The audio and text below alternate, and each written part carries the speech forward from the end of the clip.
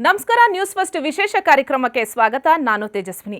ನಮ್ಮ ಕನ್ನಡ ಚಲನಚಿತ್ರದ ಅಗ್ರಗಣ್ಯ ನಿರ್ದೇಶಕರ ಸಾಲಿನಲ್ಲಿರೋರು ಹಲವರು.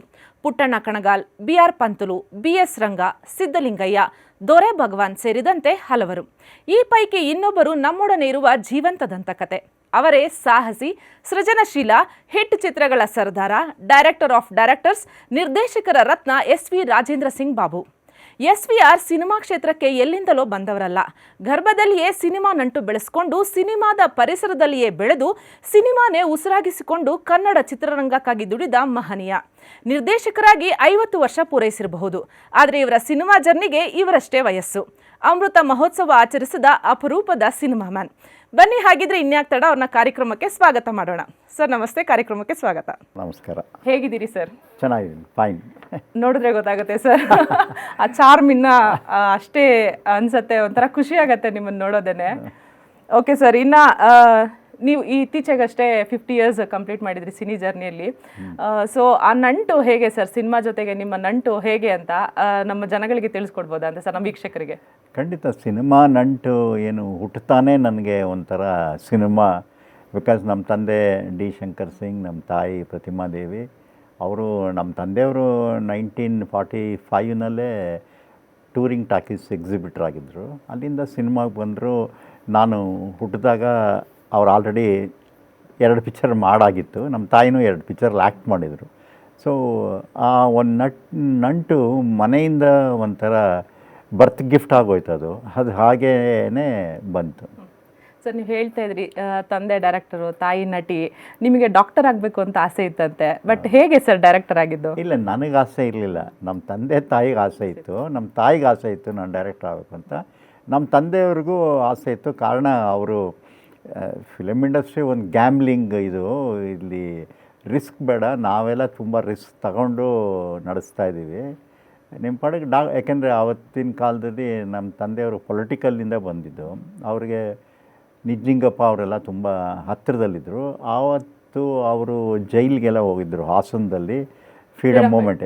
ಹಾಂ, ಬೆಳಗಾಂಗೆ ಅವರು ಗಾಂಧಿಯವ್ರನ್ನ ನೋಡೋಕ್ಕೆ ಹೋಗಿದ್ದರು. ಆ ಮೂಮೆಂಟಲ್ಲಿ ಅದಕ್ಕೇ ಅವರು Mahatma touring talkies, Jawahar touring talkies ಅಂತ 2 ಟೂರಿಂಗ್ ಟಾಕೀಸ್ ಇಟ್ಟಿದ್ರು. ಸೊ ಆದ್ದರಿಂದ ಅವರಿಗೆ ಪೊಲಿಟಿಕಲ್ ಸಫರರ್ ಅಂತ ಒಂದು ಸರ್ಟಿಫಿಕೇಟು ಕೊಟ್ಟಿದ್ದರು. ಅದರಲ್ಲಿ ಕೋಟಾ ಇತ್ತು ಡಾಕ್ಟರ್ ಸೀಟ್ ಕೊಡೋದಕ್ಕೆ. ಸೊ ಅದರಿಂದ ಅವ್ರು ಹೇಳ್ತಾಯಿದ್ರು. ಬಟ್ ಆದರೆ ಅದು ಡಾಕ್ಟ್ರಿಂದ ಡೈರೆಕ್ಟರ್ ಅದೇ. ಸರ್, ನೀವು ಹೇಳ್ತಾ ಇದ್ರಿ ಮಹಾತ್ಮ ಪಿಕ್ಚರ್ಸ್ ಶುರು ಮಾಡಿದ್ದು ಅದು 1947ಅಲ್ಲಿ. ಈಗಿನ ಜನ್ರೇಷನ್ ಅವ್ರಿಗೆ ಅದ್ರ ಬಗ್ಗೆ ಐಡಿಯಾ ಕೂಡ ಇಲ್ಲ. ಹೇಗೆ ಸರ್ ಆ ಸಂಸ್ಥೆ ಹುಟ್ಟಿದೇಗೆ, ಮತ್ತು ಈ ಕನ್ನಡ ಚಿತ್ರರಂಗಕ್ಕೆ ಒಂಥರ ಅಡಿಪಾಯ ಹಾಕಿದ್ದಂಥ ಸಂಸ್ಥೆ ಅದು, ಅದ್ರ ಬಗ್ಗೆ ಹೇಳೋದಿದ್ರೆ ಸರ್? ಇವಾಗಿಂದು ಹಿಂದಿನ ದಿವಸದ್ದೇ ಗೊತ್ತಿರಲ್ಲ. ಇನ್ನು 45ನೇ ಇಸ್ವಿದು ಕಷ್ಟ ಪಾಪ, ತಪ್ಪೇನಿಲ್ಲ. 2 ಜನ್ರೇಷನ್ ಆಗಿಬಿಟ್ಟಿದೆ. ಸೊ ಮಹಾತ್ಮ ಪಿಕ್ಚರ್ಸ್ ಅನ್ನೋದು ನಮ್ಮ ತಂದೆಯವರು ಸ್ಥಾಪಿಸಿದ ಒಂದು ಸಂಸ್ಥೆ. ಅದು ಮೈಸೂರಲ್ಲಿ, ಅಂದರೆ ಅವರು ಅರಸೀಕೆರೆಯವರು. ಅರಸೀಕೆರೆಯಲ್ಲಿ ಇದ್ದಿದ್ದ ಥಿಯೇಟ್ರ್ಗಳನ್ನ ಮಾರಿ ಫಿಲಮ್ ಪ್ರೊಡಕ್ಷನ್ಗೆ ಬಂದರು. ಫಿಲಮ್ ಪ್ರೊಡಕ್ಷನ್ಗೆ ಬಂದಮೇಲೆ ಅವ್ರಿಗೆ ಮೈಸೂರಲ್ಲಿ ನವಜ್ಯೋತಿ ಸ್ಟುಡಿಯೋ ಅಂತ ಇತ್ತಾಗ. ಯಾಕೆಂದರೆ ಮೈಸೂರಲ್ಲಿ it is A oldest studio in Mysuru. So ಎಲ್ಲ ಪಿಕ್ಚರ್ಸು ನಮ್ಮ ತಂದೆ ಮೈಸೂರಲ್ಲೇ ಮಾಡ್ತಿದ್ರು. ಅವ್ರ ಪಾರ್ಟ್ನರ್ ಒಬ್ಬರು ವಿಟ್ಲಾಚಾರ್ಯರು ಅಂತಿದ್ರು. ಅವರಿಗೆ ಈ ಕನ್ನಡ ಇಂಡಸ್ಟ್ರಿ ಮೇಲೆ ನಂಬಿಕೆನೇ ಹೊರಟೋಗಿತ್ತು. ಯಾಕೆಂದರೆ ಸಿಕ್ಕಾಪಟ್ಟೆ ಲಾಸ್ ಆಗುತ್ತೆ, ಇಲ್ಲಿ ಜನಕ್ಕೂ ಅಭಿಮಾನ ಇಲ್ಲ, ಕನ್ನಡನೂ ನೋಡೋದಿಲ್ಲ ಅಂತ ಅಂದರೆ ಆ ಕಾಲದಲ್ಲಿ. ಸೊ ಹಾಗೆ ಅವರು ಬಿಟ್ಟು ಹೊರಟೋದ್ರು ತೆಲುಗುಗೆ. ಸೊ ಆದರೆ ನಮ್ಮ ತಂದೆ ಮೈಸೂರಲ್ಲೇ ಇದ್ದು ಸುಮಾರು 50 ಫಿಲಮ್ ಮಾಡಿ ಪ್ರತಿ ವರ್ಷ 3 ಪಿಕ್ಚರ್ 4 ಪಿಕ್ಚರ್, ಒಂದು 15 ವರ್ಷ ನಮ್ಮ ತಂದೆಯವರು ಪಿಕ್ಚರ್ ಮಾಡ್ತಾಯಿದ್ರೆ ಈ ಕನ್ನಡ ಇರೋ ಬ್ರಿಡ್ಜಲ್ಲಿ ಅಷ್ಟು ಲೆಂತ್ ಇರ್ತಾನೆ ಇರಲಿಲ್ಲ. ಆಮೇಲಿಂದ the first Kannada film Krishnaleela ಅಂತ ಮೈಸೂರಲ್ಲೇ ತಯಾರಾಗಿದ್ದು. ಅಂದರೆ ಅವಾಗೆಲ್ಲ ಮಡ್ರಾಸ್ಗೆ ಹೋಗೋರು. ಸೊ ಮೈಸೂರಲ್ಲೇ ರೆಕಾರ್ಡಿಂಗ್, ಮೈಸೂರಲ್ಲೇ ಎಡಿಟಿಂಗ್, ಮೈಸೂರಲ್ಲೇ ಶೂಟಿಂಗ್, ಮೈಸೂರಲ್ಲೇ ಎಲ್ಲ ಆಲ್ ದಿ ಥಿಂಗ್ಸ್. ಅಂದರೆ ಅದೊಂದು ದಾಖಲೆ. The first Kannada picture produced in Karnataka, that is in Mysuru, full fledged ಆಗಿ. ಆಮೇಲೆ ನಿಮ್ಮ ತಂದೆಯವರಿಗೆ ಅಂದರೆ ಈ ಮದ್ರಾಸಲ್ಲಿ ಏನು ಸಿನಿಮಾಗಳಾಗ್ತಾ ಇದ್ವಲ್ಲ ಸರ್, ಕನ್ನಡ ಸಿನಿಮಾಗಳು, ಅದನ್ನು ಕಂಪ್ಲೀಟಾಗಿ ಮೈಸೂರಿಗೆ ಶಿಫ್ಟ್ ಮಾಡಬೇಕು ಅನ್ನೋ ಆಸೆ ಕೂಡ ಇತ್ತಂತೆ. ಹೌದೌದು. ಯಾಕೆ ಆಸೆ ಇತ್ತು ಅಂದರೆ Mysuru is the most beautiful place for A movie. ಅಲ್ಲ, ಅದಕ್ಕಾದ ಒಂದು ರಾಜಘನತೆ ಇದ್ದೇ ಇದೆ ಮೈಸೂರಿಗೆ. ಆ ಘನತೆ ಇದ್ದೇ ಇದೆ. ಬಿಕಾಸ್ ಅದು ಆ ಕಾಲದಿಂದ, ರಾಜರ ಕಾಲದಿಂದ ಒಂದು ಕಲಾ ಪ್ರೋತ್ಸಾಹ ತುಂಬ ಇತ್ತಲ್ಲಿ. ನಮ್ಮ ತಂದೆಗೆ ಅದು ಆಸೆ ಇತ್ತು. ಆದ್ದರಿಂದ ಅವರು ನಿಡ್ಲಿಂಗಪ್ಪನವರು ತುಂಬ ನಮ್ಮ ತಂದೆ ಅವರ ಮನೆಯಲ್ಲೇ ಅರಸೀಕೆರೆಯಲ್ಲಿ ಪಾರ್ಟಿ ಮೀಟಿಂಗ್ ಅದಕ್ಕೆಲ್ಲ ಬಂದರೆ ಅಲ್ಲೇ ಊಟ ಮಾಡೋದು, ಒಂದೊಂದು ಸರಿ ಅಲ್ಲೇ ಇರೋದು, ಹೀಗೆ ಅವ್ರಿಗೆ ತುಂಬ ಹತ್ತಿರ ಆಯಿತು. ಆವಾಗ ನಮ್ಮ ಎನ್ ಬಸವರಾಜಯ್ಯ ಅಂತ ಪ್ರೀಮಿಯರ್ ಸ್ಟುಡಿಯೋ, ನವಜ್ಯೋತಿ ಮುಚ್ಚೋದ ಮೇಲೆ ಪ್ರೀಮಿಯರ್ ಸ್ಟುಡಿಯೋ ಅಂತ ಸ್ಟಾರ್ಟ್ ಆಯಿತು. ಆವಾಗ ಹೆಂಗೆ ಅಟ್ರ್ಯಾಕ್ಟ್ ಮಾಡೋದು ಈ ಕನ್ನಡ ಪ್ರೊಡ್ಯೂಸರ್ಸ್ ಎಲ್ಲ, ಈ ಪಂತಲು, ರಂಗ, BS ರಂಗ, ಅವ್ರಿಗೆಲ್ಲ ಮೈಸೂರಿಗೆ ಬರೋಕ್ಕೆ ಇಷ್ಟ ಇರಲಿಲ್ಲ. ಸೊ ಆಗ ಸರ್ಕಾರಕ್ಕೆ ಒಂದು ಪ್ರಪೋಸಲ್ ಕೊಟ್ಟು ಒಂದು ಸಬ್ಸಿಡಿ ಕೊಡಿ ಅಂತೇಳಿ 50,000 ರೂಪಾಯಿ ಸಬ್ಸಿಡಿ ಕೊಟ್ಟ ಮೇಲೆ ಕನ್ನಡ ಚಿತ್ರರಂಗ 1963ನೇ ಇಸ್ವಿಯಲ್ಲಿ ಕರ್ನಾಟಕಕ್ಕೆ ಮೈಸೂರಿಗೆ ಬಂತು. ಅಲ್ಲಿವರೆಗೂ 1945 to 63 ನಮ್ಮ ಕಂಪ್ನಿದೇ ಪಿಕ್ಚರ್ಗಳು ಮೈಸೂರಿಂದ ಬರ್ತಾಯಿತ್ತು.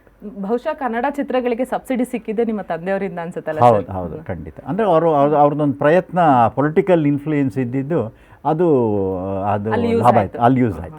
ಓಕೆ ಸರ್, ನೀವು ಹೇಳ್ತಾ ಇದ್ರಿ ತಂದೆ ಪೊಲಿಟಿಕಲ್ ಬ್ಯಾಕ್ಗ್ರೌಂಡ್ ಅವರು ಅಂತ. ಯೂಶಲಿ ಸಿನಿಮಾದಿಂದ ಪೊಲಿಟಿಕಲ್ಗೆ ಹೋಗೋರ್ನ ನಾವು ನೋಡಿದ್ದೀವಿ, ಬಟ್ ಪೊಲಿಟಿಕಲ್ ಬ್ಯಾಕ್ಗ್ರೌಂಡ್ ಇದ್ದು ಸಿನಿಮಾಗೆ ಬರೋದು ಅಷ್ಟು ಸುಲಭ ಅಲ್ಲ. ಅವ್ರಿಗೆ ಹೇಗೆ ಇಂಟ್ರೆಸ್ಟ್ ಬಂತು ಸರ್? ಹೇಗೆ ಈ ಒಂದು ಮಹಾತ್ಮ ನಿರ್ಮಾಣ ಸಂಸ್ಥೆ ಏನಿದೆ ಅದನ್ನು ನಿರ್ಮಾಣ ಮಾಡಬೇಕು ಅಂತ ಯಾಕೆ ಅನ್ನಿಸ್ತು ಅವರಿಗೆ? ಅದೇನಾಯಿತು ಅಂದರೆ, ಅವರು ಟೂರಿಂಗ್ ಟಾಕೀಸ್ ಇಟ್ಟಿದ್ರಲ್ಲ, ಆ ಟೂರಿಂಗ್ ಟಾಕೀಸಲ್ಲಿ ಫಿಲಮ್ಗಳು ನೋಡಿ ನೋಡಿ ನೋಡಿ ಅವ್ರು ದಿನಾ ಫಿಲಮ್ ನೋಡೋದು. ಅದರಲ್ಲಿ ಅವರಿಗೆ ಒಂದು ಯೋಚನೆ ಬಂತು, ನಾವು ಯಾಕೆ ಪ್ರೊಡ್ಯೂಸ್ ಮಾಡಬಾರ್ದು ಅಂಥೇಳಿ ಆ ಪ್ರೊಡಕ್ಷನ್ ಅವಾಲಿಂದ ಸ್ಟಾರ್ಟ್ ಮಾಡಿ, ಅದಕ್ಕೆ ಮಹಾತ್ಮ ಪಿಕ್ಚರ್ಸ್ ಅಂತ ನಮ್ಮದೇನು ಇವತ್ತು ಮಹಾತ್ಮ ಪಿಕ್ಚರ್ಸ್ ಇದೆ, ಅದನ್ನು ಅಲ್ಲಿಂದಾನೇ ಅದಕ್ಕೆ ಪ್ರಥಮವಾಗಿ ಆ ಪೊಲಿಟಿಕಲ್ ಬ್ಯಾಕ್ಗ್ರೌಂಡ್ ಇರೋದಕ್ಕೆ ಮಹಾತ್ಮ ಗಾಂಧಿಯವರ ಮೇಲೆ ಅವ್ರಿಗೆ ಎದ್ದಿದ್ದ ಒಂದು ಪ್ರೀತಿಗೆ ಮಹಾತ್ಮ ಪಿಕ್ಚರ್ಸ್ ಅಂತ ಇಟ್ಟರು. ಸರ್, ನೀವು ಮಹಾತ್ಮ ಗಾಂಧಿಯವ್ರ ಮೇಲೆ ಅಷ್ಟೊಂದು ರೆಸ್ಪೆಕ್ಟ್ ಇದ್ದಿದ್ದಕ್ಕೆ ಹೆಸರಿಟ್ರು ಅಂತ ಹೇಳಿದ್ರಿ. ನಿಮ್ಮ ಹೆಸರು ಕೂಡ ಅವರೊಂದು ದೇಶ ಪ್ರೇಮನ ತೋರಿಸುತ್ತೆ ಅಂತ ಹೇಳ್ತಾರೆ. ನಿಮ್ಮ ಹೆಸರು ಯಾವ ಕಾರಣಕ್ಕೆ ನಿಮಗೆ ರಾಜೇಂದ್ರ ಸಿಂಗ್ ಬಾಬು ಅಂತ? ಅದು ಏನಾಯ್ತು, ಆ ಕಾಲದಲ್ಲಿ 1947-48 ಒಬ್ಬರು ರಾಜೇಂದ್ರ ಸಿಂಗ್ ಅಂತ ದೊಡ್ಡ ಮಿಲಿಟರಿ ಕಮಾಂಡರ್ ಇದ್ದರು. ಅವರು ಭಾಳ ಧೀರವಾಗಿ ಹೋರಾಟ ಮಾಡಿ ಸ್ವಾತಂತ್ರ್ಯದ ಪೀರಿಯಡಲ್ಲಿ ಅವ್ರ ಹೆಸರು ತುಂಬ ಚಾಲು ನಡೆಯಿತು. ಅದಕ್ಕೆ ನನಗೆ ಅದು ನನ್ನ ಹೆಸರು ವಿ ಅಂತ ಬರಬೇಕಾಗಿತ್ತು, ಅದಕ್ಕೆ ವೀರ ಸೇರಿಸಿ ವೀರ ರಾಜೇಂದ್ರ ಸಿಂಗ್ ಅಂತಾನೆ ಇಟ್ಟರು. ನಾನು ಅದನ್ನು ವಿ ಮಾಡಿಬಿಟ್ಟೆ, ವೀರ ಇಟ್ಕೊಳ್ಳಿಲ್ಲ. ಓಕೆ ಸರ್, ಮನೆಯಲ್ಲೆಲ್ಲ ನಿಮಗೆ ಸಣ್ಣ ವಯಸ್ಸಲ್ಲಿ ಮೋಟಾ ಅಂತ ಕರಿತಿದ್ರಂತೆ, ಆಮೇಲೆ ನಿಮಗೆ 1.5 ವರ್ಷ ಆದರೂ ಮಾತು ಬಂದಿಲ್ಲ ಅಂತ ಹೇಳಿ ಸ್ವಲ್ಪ ಸ್ಪೆಷಲ್ ಕ್ಲಾಸಸ್ಗೆಲ್ಲ ಹಾಕಿದ್ದಾರೆ. ಕರೆಕ್ಟ್. ಅದು ನಮ್ಮ ತಾಯಿಗೆ ಒಂಥರ ಭಯ ಇತ್ತು, 1.5 ವರ್ಷ ಆದರೂ ಮಾತು ಬಂದಿಲ್ಲ ಅಂಥೇಳಿ. ಆಮೇಲೆ ಮೋಟಾ ಅಂದರೆ ನಾನು ಸ್ವಲ್ಪ ಭಾಳ ದಪ್ಪಗೆ ಗುಂಡಿಗಿದ್ದರಿಂದ ಮೋಟಾ ಅಂತ ಕರೆಯೋರು. ಯಾಕೆಂದ್ರೆ ನಮ್ಮ ಮನೇಲಿ ಹಿಂದಿ ಜಾಸ್ತಿ ಮಾತಾಡ್ತಿದ್ವಿ, ನಮ್ಮ ತಂದೆ ಕಡೆಯಿಂದ. ತಾಯಿ ಕಡೆಯಿಂದ ಕನ್ನಡ, ಹಿಂದಿ ಮಾತಾಡ್ತಿದ್ದರಿಂದ ಆ ಮೋಟಾ ಅನ್ನೋ ವರ್ಡು ಹಿಂದಿ, ಅಲ್ಲಿಂದ ಬಂತದು.